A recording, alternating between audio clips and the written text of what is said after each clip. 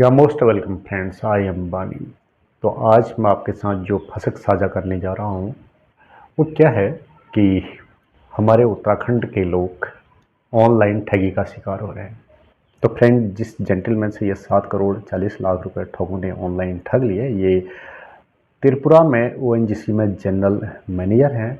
तो इनकी सारी उम्र की गाड़ी कमाई ऐसी बर्बाद हो गई ठगों के बहकावे में आकर। इन्होंने अपनी सारी कमाई गंवा दी, और न सिर्फ अपनी बचत को इन्होंने गंवाया बल्कि अपने जानने पहचानने वालों से अखबार बताता कि इन्होंने कुछ पैसा उधार भी लिया हुआ था। और जो ठग थे वो इनको दिखा रहे थे कि इनके 7 करोड़ 40 लाख रुपए बढ़ करके 100 करोड़ हो गए हैं। तो उन्होंने एक ऐसा मोबाइल ऐप बना रखा था जिसमें इनको दिखता था कि इनके 7 करोड़ 40 लाख रुपए बढ़कर 100 करोड़ हो गए हैं।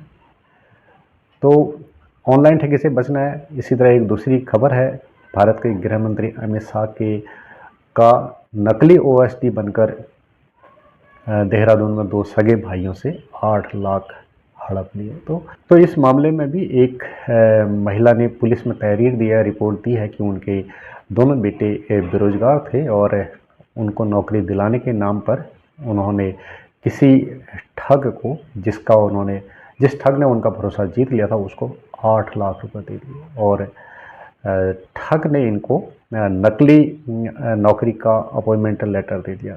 तो जब ये नौकरी ज्वाइन करने गए तो वहाँ पर पता चला कि ये जो है धोखाधड़ी का शिकार हो गए। तो शॉर्टकट जीवन में हमेशा दुखदाई होता है। चाहे आप शॉर्टकट तरीके से पैसा कमाओ, चाहे नौकरी हासिल करने की कोशिश करो, तो ऑनलाइन ठगों से या आमने सामने आपके जो ठग या तो ऑनलाइन आपसे बात कर रहे हैं या आमने सामने बैठ के बात कर रहे हैं, तो ठगों से हमेशा बचना होगा। इस तरह की ठगी कई बार ज़मीन की खरीदारी में भी होती है, बैंक लोन की गारंटी देने में भी होती है।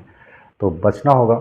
फिर जब लोग ठगे जाते हैं, फंस जाते, तो कहते हैं यार भगवान को ऐसा ही मंजूर होगा, हमारी किस्मत ही ऐसी होगी। तो अपनी किस्मत आप सुधार सकते हैं। जो भी ऑनलाइन कॉल आपको आता है ठगी के संबंध में, उन कॉल्स को कॉल न उठाएं। यदि आप उठा लेते हैं तो अपने रिश्तेदारों को, मित्रों को, पास पड़ोस में किसी न किसी व्यक्ति को इस बारे में ज़रूर बताएं। हो सकता है वो इस बारे में आपकी बेहतर मदद कर सकेंगे। तो कि हमारे उत्तराखंड के लोग ऑनलाइन ठगी का शिकार हो रहे हैं, कई बार डिजिटल अरेस्ट हो रहे हैं।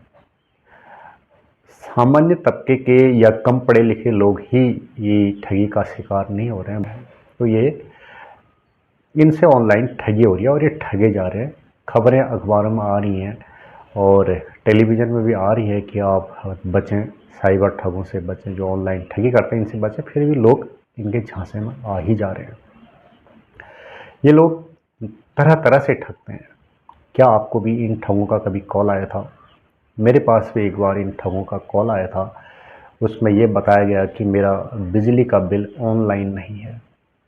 तो ठग ने एक ऐप डाउनलोड करने के लिए कहा, या बिल अपडेट क्यूएस। लेकिन बिल अपडेट क्यूएस लिखने पर एक एप्लीकेशन वहाँ पर आई। ठग से कहा, जब उस ठग से मैंने पूछा कि क्या इस ऐप को डाउनलोड करो, उसने कहा हाँ, इसको डाउनलोड करो। और जब मैंने वो एप्लीकेशन डाउनलोड किया, वो एप्लीकेशन था एनीडेस्क का। जैसे एनीडेस्क डाउनलोड होने लगा, उसमें एक कोड दिखाई दिया। ठगों ने कहा कि वो मुझे कोड बता दें।